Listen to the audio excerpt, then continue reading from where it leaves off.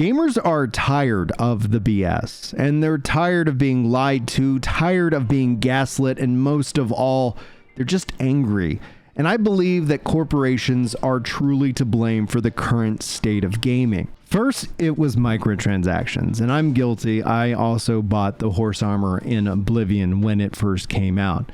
And then that turned into gambling microtransactions, aka loot boxes. Now, this is where I really got concerned, especially because I have young children and I didn't want these mechanics infecting their brains and how they perceive the world. And then this eventually turned into just transactions. These weren't micro anymore. Offer only valid for a limited time. So for the low price of $90, you can get the Brutosaur. Video game monetization has long been pointed as the reason of the decline of gaming, but there is something bigger happening that impacts us all. And it's gaming, and those who cover gaming professionally, has a serious integrity problem. And anything counter to the narrative is labeled as bigotry. Earlier, somebody went through the chat on YouTube that was like Phoebe something or other who's like, another woke game. Sorry, I won't play it. Yeah, if you're a bigot, you're not going to have fun in this game. Yeah, it's a very diverse, awesome game. Yeah. And it was like that with the rest of the games too, so that's I feel like not a huge like new thing for the series. How did we even get here? Bigots aren't going to like this game? This feels in line with calling a whole group of people garbage. It fans the flame and it coddles the mind of people who just don't have the tenacity or the fortitude to handle any form of critique. And these aren't real qualities that we want in people who are living in a creative position. Now, before I go on, I do want to take a moment and really thank everybody for the support on yesterday's video. I didn't do a call to action in that video because as someone who is called both far left and far right, depending on who you ask, I'm not trying to grow my channel around this drama. I find it all very exhausting to keep up with at any level of professionalism and joy. But it does mean a lot to me that you would check out my videos, and I hope that we can keep these conversations rolling well into the future. But let's talk about the real issue in gaming right now. Ziff Davis owns the wide majority of these games media companies, each of these publications having multiple subsidiaries, all of them echoing the exact same message. From my perspective, this looks like an obvious case of access journalism and culturing review scores to manipulate customers into buying something that they would otherwise have avoided. Reviews are sacred. They act as a beacon of honesty and insight in a world that is flooded with choices. They are meant to illustrate the qualities of a game, guiding players through a labyrinth of hype and marketing noise. When reviews are influenced or manipulated, it doesn't just betray the trust between creators and consumers, it robs players of their autonomy. This leaves us vulnerable. What I am seeing now is a world in which CEOs and marketing departments who spend millions of dollars a year on gambling addiction and social manipulation research are now influencing the one safe haven that customers have to be able to choose to spend their money wisely. All because these companies feel that they are entitled to our money. You know, I realize that there's going to be some people that are in the comments or reposting this video or throwing it up on, I don't know, r/circle jerk or something like that, and they're going to say something along the lines of, well, maybe it wasn't done on purpose. And the funny thing is the outcome is still the exact same because that means that the players, the customers, being informed was never a priority for them. And that doesn't make sense if your game is good. Because I remember when Baldur's Gate 3 was about to come out, they wanted to make sure they got that game into everybody's hands. They knew exactly what they were sitting on. They knew that game could do well as long as players played it or players saw it. Which leads me to believe that this is not a case of somebody forgetting to send out a couple codes. Instead, this is a publisher and a studio that wanted to curb criticism just slightly before the game's release to make sure that they could capitalize on some early sales. That's what I'm seeing. You know, I look at a lot of the discourse that's been surrounding this game and surrounding a bit of this controversy here, and all I gotta say is that I think that these marketing departments are eating good right now. This is perfect for them. Are you kidding me? You have two ideologically opposed sides that are screaming their heads off. You got one side that's talking about how it's a BlackRock conspiracy, while the other one are viewing a product as an ally. It's beautiful. You couldn't draw that up any better. Somebody's been reading some Sun Tzu, some Art of War. As a marketing major, you couldn't ask for anything better than this. Are you kidding me? They're not even talking about the potential of the game being a victim of access journalism. They're too busy bickering about their social political positions and their beliefs more than anything else. Man, that is beautiful. Couldn't ask for anything better than that. But even if this is a marketer's dream, you can only really play that card so many times. Because there is a cost to all of this. What side you're on doesn't matter. There is going to be a cost to all of this. And I think Bagok here points it out succinctly when he says, I can't tell what is anti-woke/right sentiments and what is genuine critique these days. I have given up on listening to most reviewers and certainly can't rely on ratings/Steam reviews because of review bombing. My friends are where I get the best indication of whether I should buy something and also watching gameplay. I feel Dragon Age Veilguard will likely be a case of the right shouting about how the game won't sell because it's woke while it sells just fine, following the trend. I think the game is an interesting place because it also does seem to have genuine weaknesses too, but I will judge those on my own, and I point this as the right has painted themselves into a circle that makes them look too silly to take seriously in any capacity. They have cried wolf too many times. This is one of my core frustrations with this everything is woke mindset, and I hate that word specifically because what does it even mean?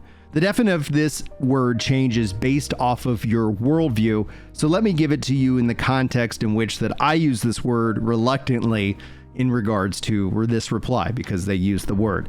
I view this as cult-like rules for thee, not for me. Don't question the narrative and don't step out of line. Otherwise, you're excommunicated from your squad, side, team, whatever group word that we want to use in this case.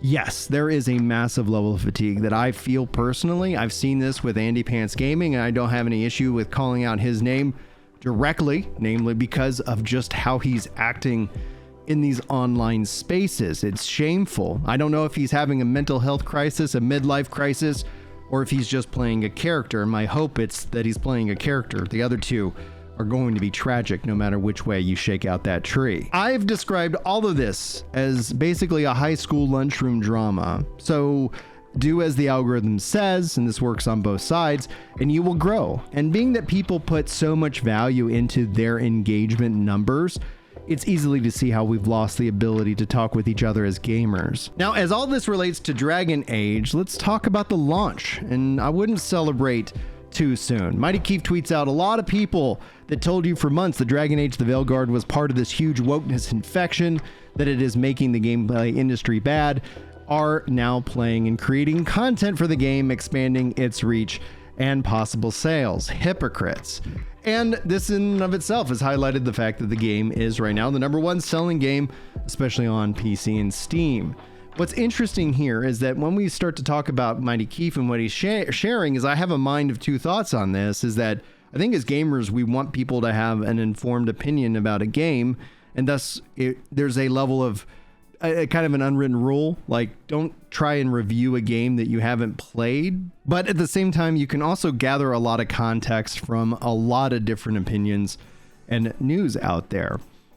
Personally speaking, I'm not putting out a review for Dragon Age because I'd never intended to play it in the first place. I'm not upset by it. It doesn't frustrate me that it exists, but it's an interesting case study because while there's a level of celebration right now based off of just the numbers, and we'll get into it here, I don't know if that necessarily paints it as a game that a lot of people are buying, but let's dive into it. Yeah, in yesterday's video, I actually highlighted Dragon Age Inquisition as the kind of a fun baseline, not a perfect baseline, mind you.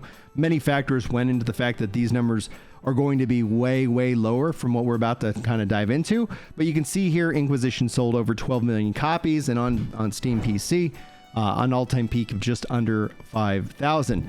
Today's numbers are obviously much, much, much bigger, and I'm going to do a follow-up video for a state of the game once we kind of see what the weekend kind of shakes out of this tree. And maybe I'll give it a week or two so we can really get a good look at what happened total-wise, as well as the hours played, because that will actually tell us how many players are actively playing this game. So right now, 70,000 at the time of this recording. It's probably going to continue to go up a little bit. What's also interesting here is that it's number one in top sellers, a 70% positive review score, and the various different Twitch stats seem to be very large. A lot of people are checking it out, but that's typical with launch game hype when it's all said and done.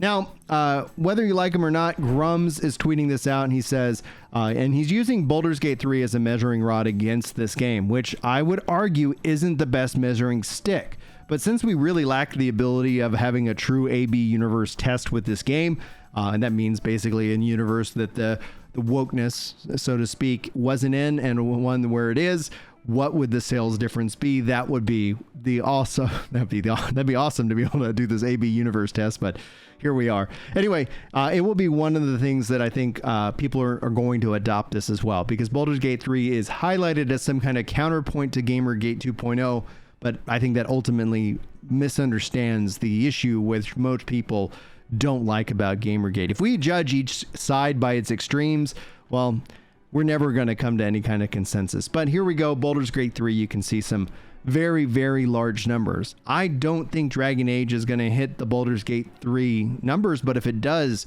that will be a true success and a true win against the Gamergate movement here in 2024. All eyes are on this game because it does, like I said in my last video, ask the question and challenge the question. Is this boycott strong enough to overcome marketing and an established IP? This was a brand new game right out the gate. I think the numbers would be much, much lower. And honestly, I think that's the lesson that game developers are going to take. Not necessarily should you insert modern day politics into video games, but it's going to lean more heavily into established IPs if they're going to make these level of investments in these so-called AAA games. Now, if you like Dragon Age, I hope that you play it. And if you don't like it, don't, obviously. But you're not a bigot if you don't like it, and you're not a bad person if you do like it. All I ask for you to be is honest about it, and don't just label it as woke and move on. Break down the issues. From what I've seen of Dragon Age, it's always been a progressive game. But what we tend to see right now is the culture war has this massive push into identity politics, so much so that Dragon Age isn't progressive, it's preachy. Pounding that snake's nose, she's still holding the ruby in her other hand. Maker's panties, I was so proud. Shit. They're still holding it, sorry. What are you doing? Pulling a barb. Oh. Okay. A barb? Tradition in the Lords of Fortune, from one of our old members, Barv. Good guy, but like most of us, his plans went sideways a lot. Bad blood among your crews, not good for morale, but there's not always time for big, drawn-out apologies. So, when one of us screws up and we know we've screwed up, we do a quick 10 to put it right. Pulling a Barv. Oh, there we go.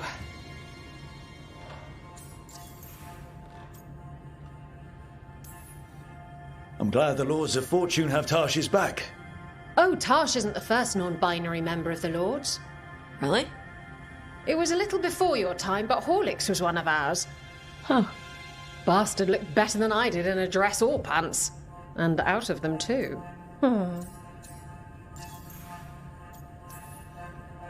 Any reason you can't just apologise? Sometimes people say, oops, sorry, and hope that fixes it. But they just want to get the whole thing over with. Trust me, I know. But pulling a barb, you sweat a little. Makes you think about it a little more. Shows the other person you mean it. What if they mean it when they say they're sorry, though? And that's the other reason. Some people mess up and get all dramatic. They make it about them. Oh, I didn't mean it right. I'd never do that on purpose. They feel so bad about it that it's on everyone else to smooth it over and make them feel better. Oh, okay. Yes, some people might do that. Pulling a barb puts it on the person who screwed up. They made the mess, they fix it, done. In the end, sales are all that matter. And we're going to dive into those numbers in an upcoming video. But in the meantime, be smart, be strong, and most importantly, be honest. All right, now if you're sticking around, we're jumping into our message of hope. This is a little bit of an optional content. I kind of think of this as kind of a virtual men's group in which we're going to be focusing in on hope, but also on focusing in on taking care of your mental health. As we get into the winter, if you have SAD, this is seasonal affective disorder. It's something that impacts me and maybe is already impacting you. It typically starts kicking up this time of year.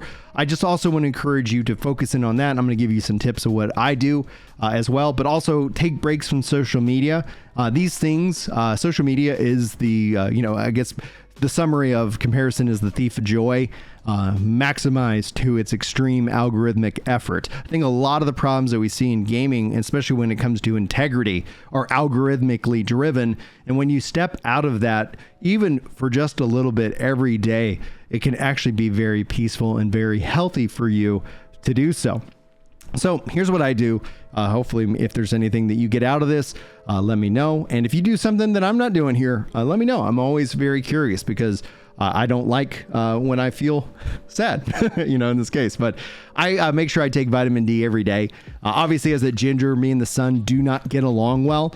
And so vitamin D as a supplement has helped me out immensely when I started taking it, especially from October all the way into March. That has helped me out dramatically during these times, making the symptoms much less impactful or flat out just gone altogether. Also, working out and making the bed actually helps out a lot too. Not that you have to work out and then make the bed, but making your bed and working out are two things that you can do. And when it comes to workouts, just as a note, you don't have to do something you hate. Find something that you like to do that's moving. Our bodies were built to move, and as gamers, I think our gaming lives actually get better when we take that on, when we go and move and do that. So find something that you enjoy workout wise. Don't continue to put yourself into like a situation where you hate it, because then it's just going to be harder to get out there and do it.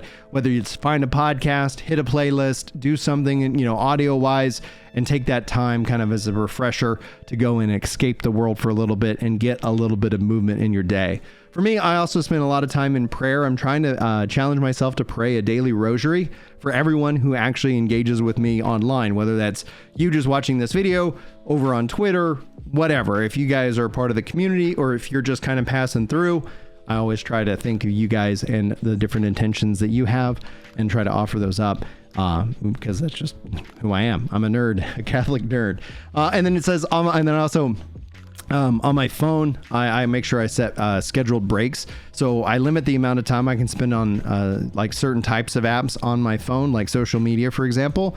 So I have a restriction so that it says, hey, you're running out of time, or you've hit your limit, and you can always extend it. You can always kind of go past the rules, but it acts as that extra level of kind of that check to keep you honest about it. And so that's something that I do that it really kind of helps me out. Those are a couple tips. And if you guys get anything out of that, awesome. I want you to take care of your health. I want you to pay off your debts. I want you to find time to rest. And if you can, I want you to declutter your life. I can't tell you how much peace we get here at the home by giving things away to charity and to Goodwill. But I also have 6 kids, so there's always a bunch of birthdays and stuff and new toys coming in at all points of time during the year. But stuff doesn't ultimately make you happy, and at least if nothing else, it's not a one-to-one connection in terms of stuff to happiness. And honestly, I find that the more stuff you have, the more cluttered your world is, it can actually steal away that joy that we talk about here at the channel. So guys, I just want to wish you nothing but happiness, health, and joy. May God bless each and every one of you, and thank you so much for hanging out for the video, and hopefully I will see you in the next one. But until then, take care.